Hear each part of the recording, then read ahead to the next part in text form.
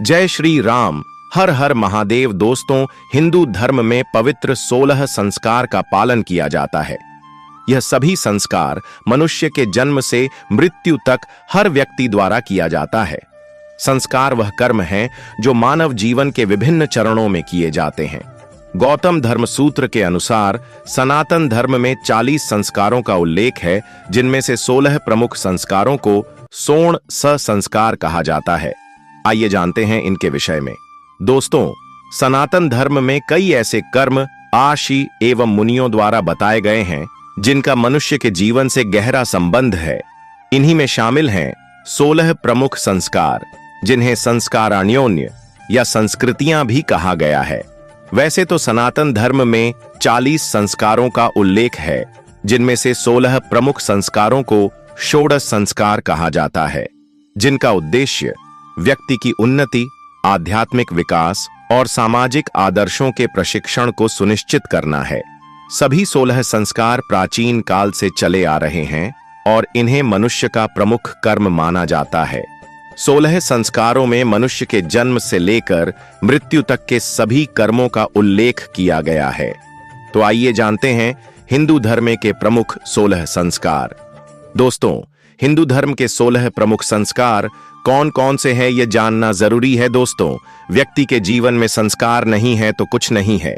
दोस्तों, शिक्षा, स्वास्थ्य, धन, वैभव चाहे कितना ही हो, व्यक्ति संस्कारी नहीं है तो सब कुछ उसका बर्बाद हो जाएगा। इसलिए व्यक्ति को संस्कार पूर्ण जीवन जीना बहुत जरूरी है।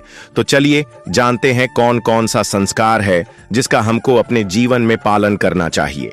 दोस्तों, नंबर 1, गर्भाधान संस्कार। यह संस्कार पुरुष और स्त्री के बीच संतान प्राप्ति के लिए किया जाता है। इस संस्कार के विषय में महर्षि चरक ने बताया है कि प्रसन्न चित्त और मन के लिए स्त्री एवं पुरुष को उत्तम भोजन और सकारात्मक रहना चाहिए।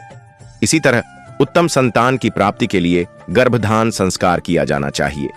नंबर 2, पुंसवन संस्कार। यह संस्कार गर्भाधान के 3 महीने के बाद किया जाता है।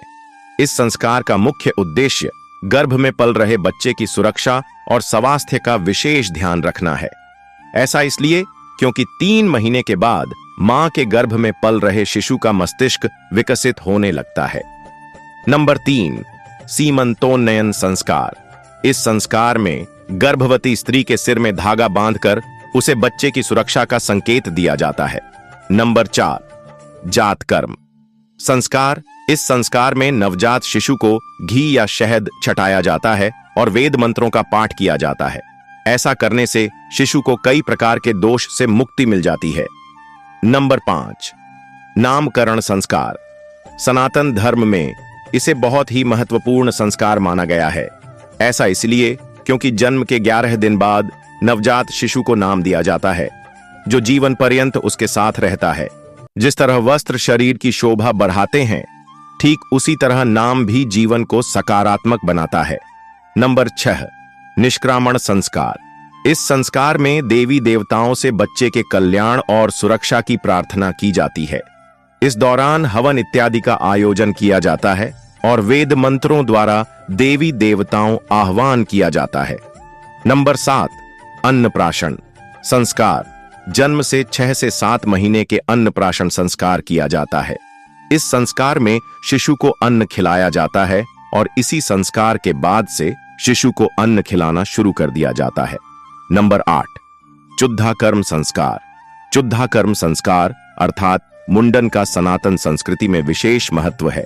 इस संस्कार में शिशु के सिर के बाल पहली बार काटे जाते हैं। यह संस्कार तब किया जाता है जब शिशु की आयु 1 वर्ष, 3 या 5 वर्ष अथवा 7वें वर्ष हो जाती है। ऐसा करने से शिशु के बालों में के साथ साथ कई प्रकार के रोग का भय भी दूर हो जाता है। नंबर 9, कर्णवेद संस्कार। कर्णवेद का अनुवाद कान को छेदना है। यह लड्डचका और लड्डचकी दोनों के लिए जरूरी माना जाता है। कर्णवेद संस्कार आभूषण पहनने के लिए, राहु केतु के प्रभाव को कम करने के लिए किया जाता है। आयुर्वेद में बताया गया है कि कर्णवेद संस्कार करने से श्रवण शक्ति में बढ़ोतरी होती है।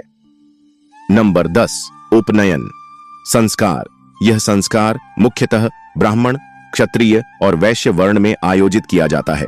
इस दौरान वेद मंत्रों के बीच बालकों को जनेऊ पहनाया जाता है। मान्यता है कि उपनयन संस्कार के बाद ही बालक वेदों का अध्ययन गुरु के पास जाकर कर सकता है। जनेऊ में 3 सूत्र होते हैं जिन्हें ब्रह्मा, विष्णु और महादेव का प्रतीक माना गया है। नंबर 11, वेदारंभ संस्कार। वेदारंभ संस्कार एक व्यक्ति के लिए बहुत ही महत्वपूर्ण होता है। इस संस्कार का उद्देश्य व्यक्ति को वेदों का ज्ञान प्रदान करना है, जिससे वह जीवन के सभी मूल्यों का सही रूप से पालन कर सके। नंबर 12, विवाह संस्कार। जब एक व्यक्ति विवाह के योग्य हो जाता है तब यह संस्कार किया जाता है। इस संस्कार में वर एवं वधू वेद मंत्रों के साथ जीवन पर्यंत साथ निभाने का वचन देते हैं। साथ ही माता पिता और देवी देवताओं के आशीर्वाद से नए गृहस्थ जीवन का शुभारंभ करते हैं। इस संस्कार को व्यक्ति के आध्यात्मिक व मानसिक विकास के लिए बहुत ही महत्वपूर्ण माना जाता है। इस संस्कार का पालन करने से व्यक्ति पितृ ऋण से मुक्त हो जाता है। नंबर 13, वानप्रस्थ संस्कार। वानप्रस्थ संस्कार संन्यास धारण करने के पूर्व किया जाता है। इस संस्कार को मुख्य रूप से आध्यात्मिक जीवन को सफल बनाने के लिए किया जाता है। नंबर 14, संन्यास संस्कार। इस संस्कार में व्यक्ति संन्यास लेता है और समाज से सर्वथा अलग होता है। नंबर 15, अंत्येष्टि संस्कार।